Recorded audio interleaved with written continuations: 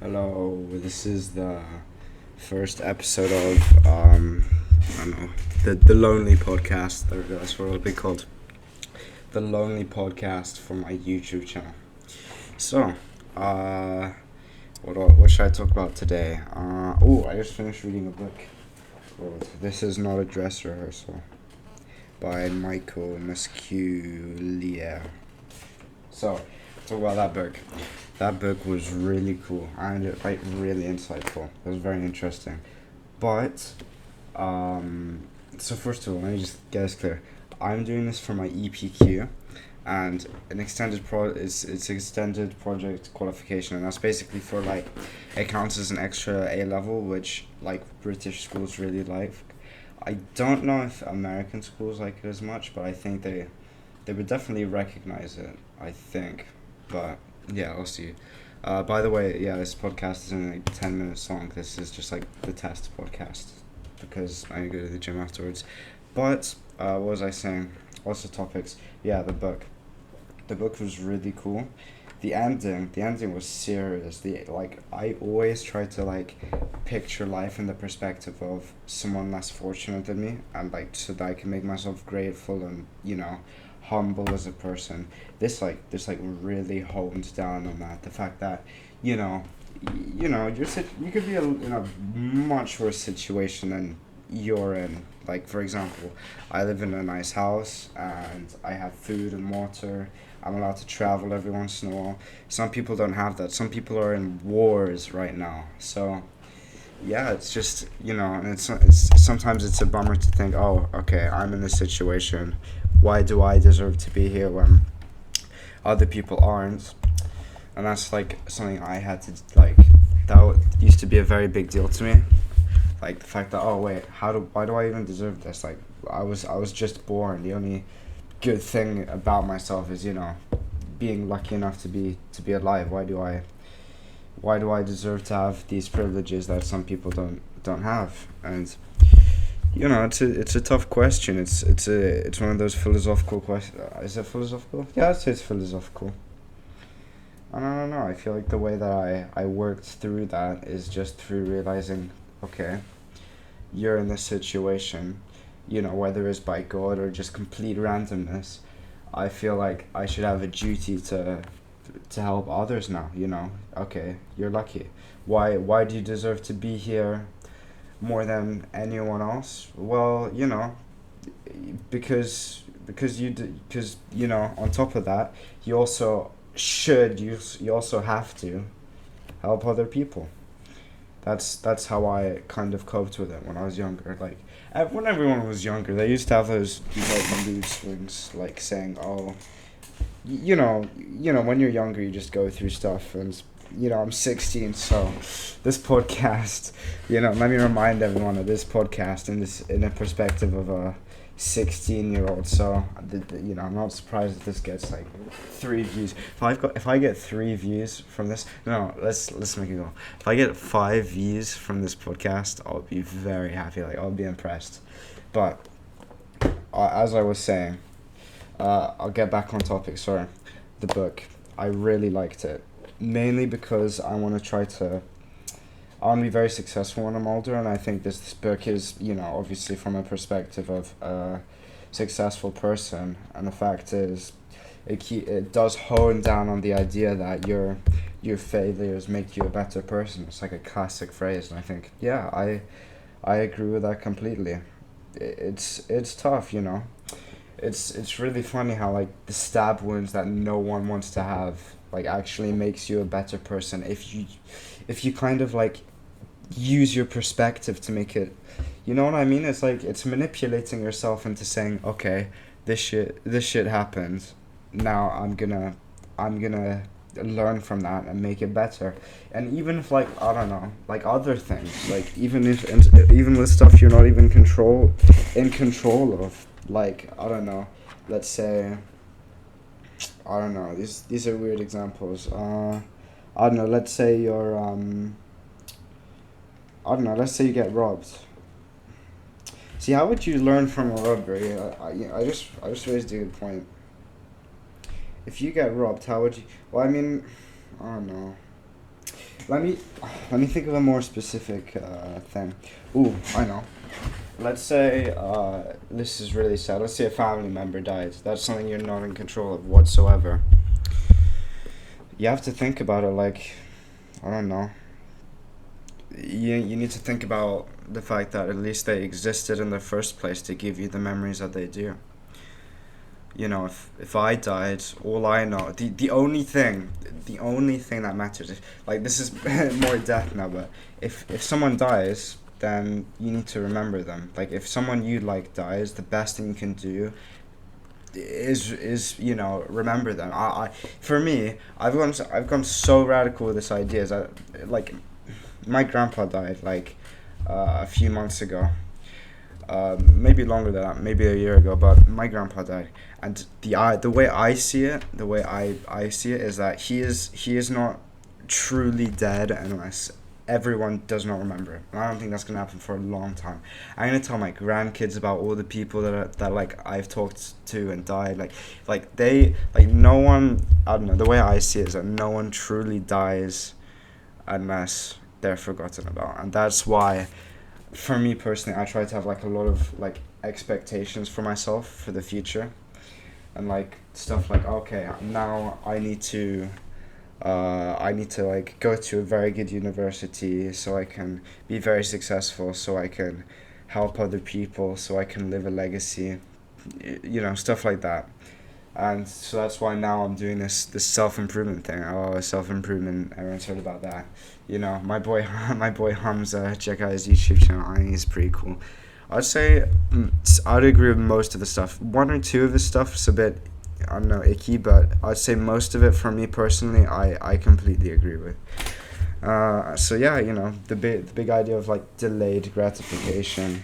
That's a really interesting topic. Delayed gratification, because now I'm 16, so right now I'm putting all these restrictions on myself, like deleting TikTok, like actually reading for half an hour every day.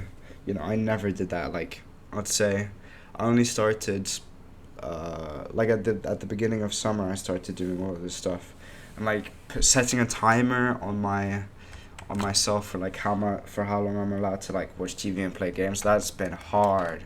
That's been seriously hard. And just stuff like that. But everyone thinks, yeah, but what's the point? See, there's a thing called black pill. That really interested me. Like the idea that no, it's all down to genetics. Everything you do, whether it's your physical attraction or whether it's how intelligent you are, it's all down to genetics. Obviously, I think that's BS. I don't think it's down to genetics. There's something, like there's some part of you that's down to your genetics. I would say, if I had to give it a percentage. By the way, this is like from an unreliable 16-year-old source once again, but I'd say about 20%, 20% of your intelligence, your attractiveness, everything. I'd say it's down to 20%. I think that most things can be changed. Like for example, going to the gym every day. That's what I do. Stuff like that. But then there are some things you can't change. Like, I don't know, I don't know, if you've got some bad physical feature about you that you're not happy with, but you can't really change it, then that's a way, that's an excuse to learn about acceptance, in my opinion.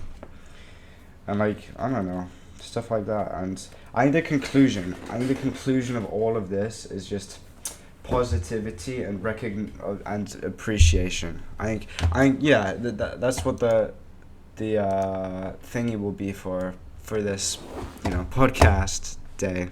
I'd say positivity and appreciation. I think would I say they're the biggest factors of success? I don't know. I'm planning to do a lot of research on this, but of like keys to successful figures, because I think that's good to know at a young age. And I'd say that your outlook on life, positivity and happiness and stuff like that, has a really big effect on what was I saying? Has a really big effect on your success.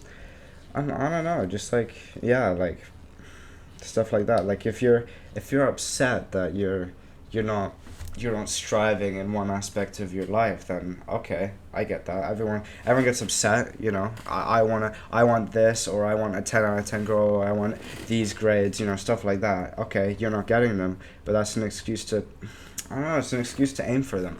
And like, even if you believe, oh, I'm hopeless in this, if you like, you know, what's, you know, there's no harm in trying, right? There's no harm in experimenting in different things that you're into. You know what I mean? What's another example of this? I don't know. It's, you know, I guess, yeah, just stuff like that. I think it's really important to have a positive outlook on life. By the way, I'm also doing this for public speaking, and I don't even know if this helps public speaking. I don't know that if talking to a mic alone would help with my public speaking skills, because if I really want to be successful and famous, like, public speaking is a must. Like, in a big crowd, in a big audience, I need to be super confident in that. I'm really grateful to my parents that they like made me speak publicly, like, a bit, like with Lambda and stuff like that. If for people who don't know, Lambda is like, what's Lambda? Lambda's like learning, like reading a script and like doing like a bit of drama and like reading it to a bunch of people. And then from there, I think that really helped me with my self-confidence and everything. Because if you do you know, stuff like that at a young age, it leaves an imprint on you. Like, for example, this is a big example, and I'm very happy with my parents, and this is like a fluke. So, when I was young, when I was like what? This is when I was like 6. This was when I was like 4 to 7. I did art clubs in my like old school. And you know, it didn't mean much to me, but I did it every day, and I enjoyed it. It was fun. Now afterwards, later on, you know, doing art after that, I don't think. I mean, I got a good grade. I got an A or a 7, which, you know, 7 is, it's all right. But yeah, I got an A in my art GCSE grade, and I genuinely think that I would not have gotten that if it wasn't for my parents putting me randomly in that art club at, you know, that specific time. So it's like, it's interesting how much I really want to do research into this as well. How much what's the word? How much exposure you can get as a child, and how that can affect your future career, like your future life. Because the thing is, I stopped doing public speaking, right? I was done with Lambda. Like, my parents asked me if I wanted to do more of it, and I must have said no or something, because like, they're like, all of a sudden, like, I just didn't get onto it like the next year. I don't know why. I was just bored or something. But then after that, I wanted to do debating club, because I'm a very opinionative person. That's partly the reason why, like, I finally got not the courage, but the wind, like the energy to do something like this, is because I want to voice my opinions. You know, just like Tate. That's a joke. I feel like I should be more careful on the internet. Not like Andrew Tate, but I want to voice my opinions. And where was I? Debate club. So after that, I did debate club. And, you know, my public speaking was good. I went to like a debating competition. That was really fun. I really think I learned a lot from that. And then after that, I stopped again. There was no more debate club. And then I stopped. And now, in my new school, Reigate College, I'm doing debating club. And that's been interesting. But I'm realizing that I had friends who did like debate club as well back then. They didn't take it too seriously. I took it a bit more seriously. But I had friends who did debate club back then.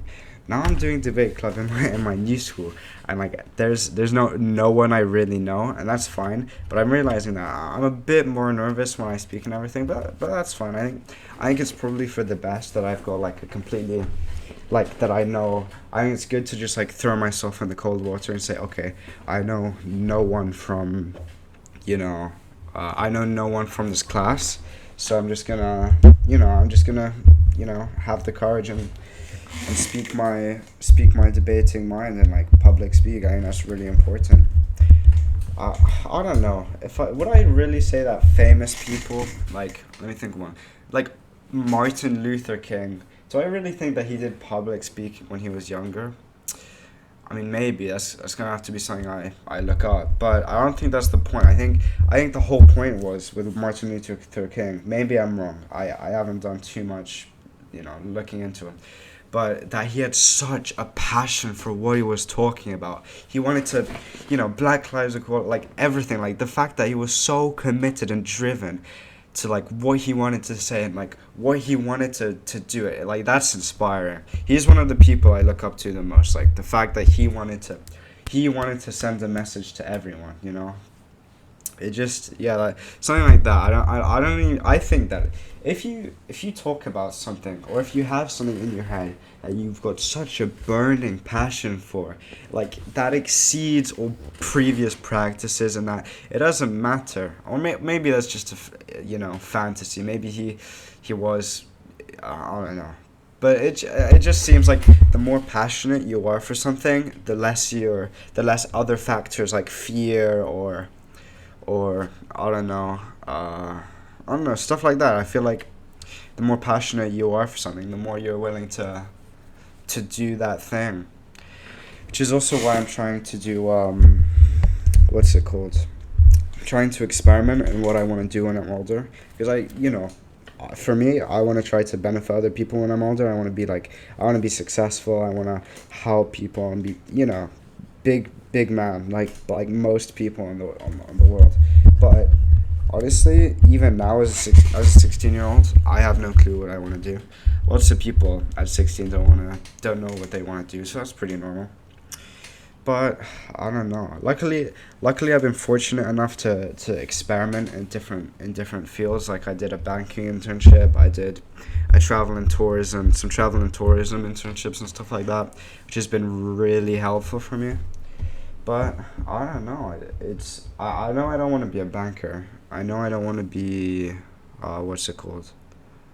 Um, I don't know about travel and tourism. Maybe, but just I maybe I'll see. But I like cooking a lot.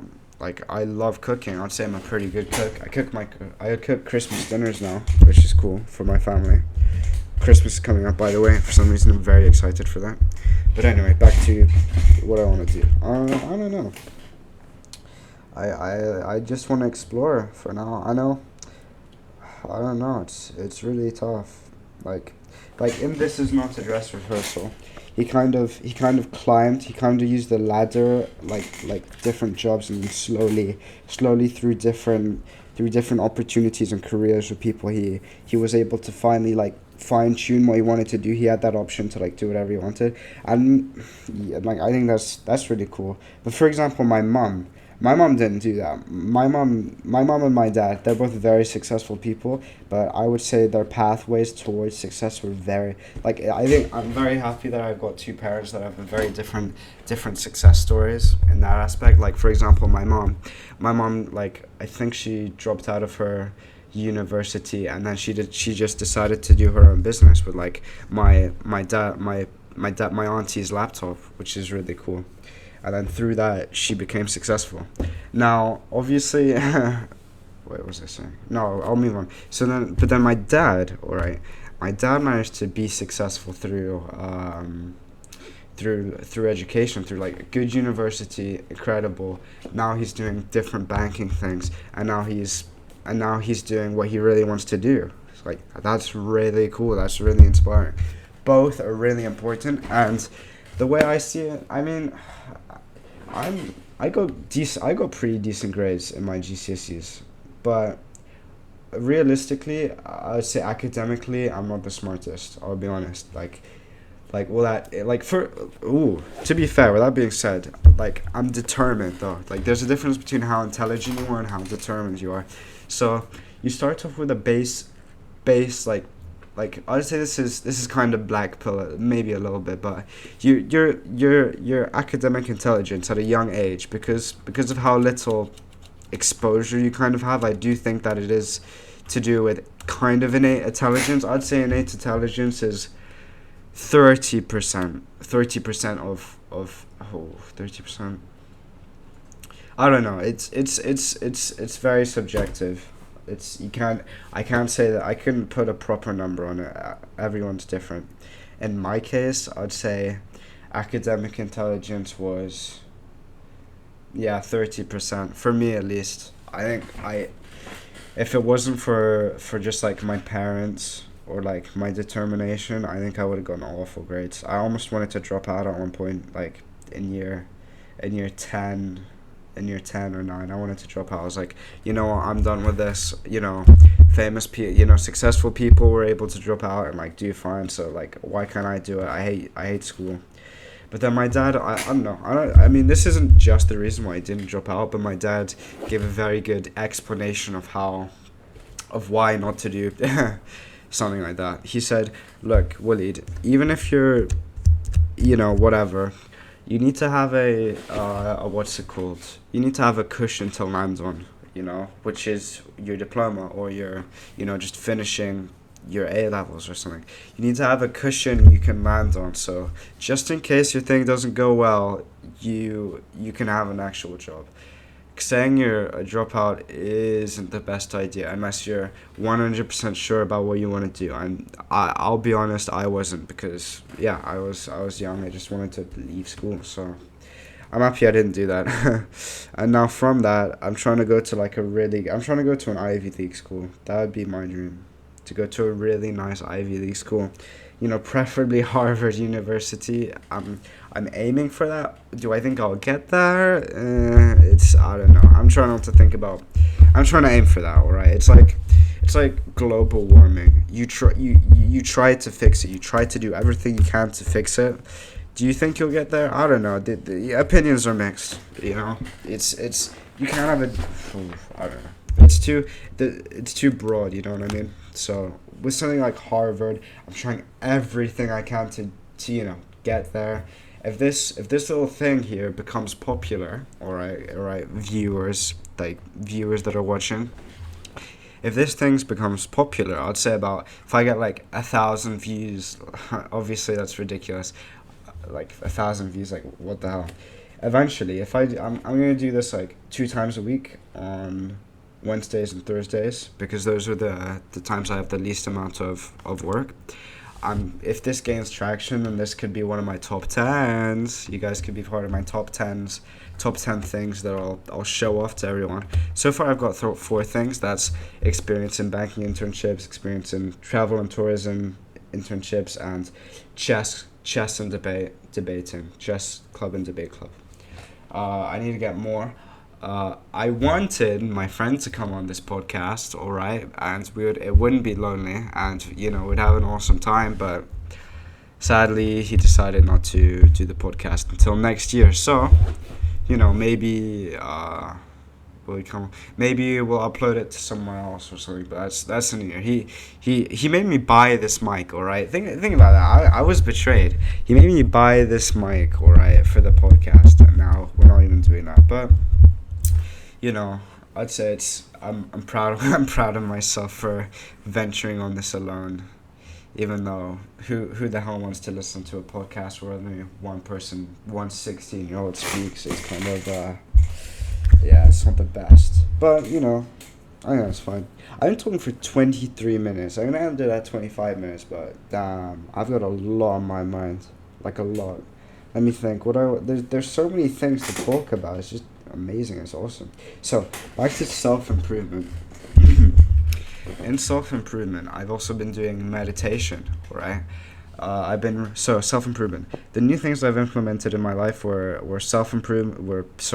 meditation and reading. I've been going to my garage working out for 4 years now. Yeah, 4 years now, and that's been giving me great progress. So that was my start of this self-improvement journey. But I'd say the new 3 things, actually, I forgot to mention one, is reading every half an hour, meditating for 10 minutes, and my gratitude journal, which is basically writing 10 things I'm grateful for every single day. That's been helping a lot. Meditation has been helping a lot. It's made my mind so much clearer, because I've got all these thoughts, and yeah, this is, apart from meditation, this is just another way to convey those thoughts. So yeah, it's really cool. Thank you guys for listening, whoever will listen to this. If you've got any criticisms, comments, points, please leave it in the comments below. Sounds so weird saying that, but yeah, thanks for listening. Bye.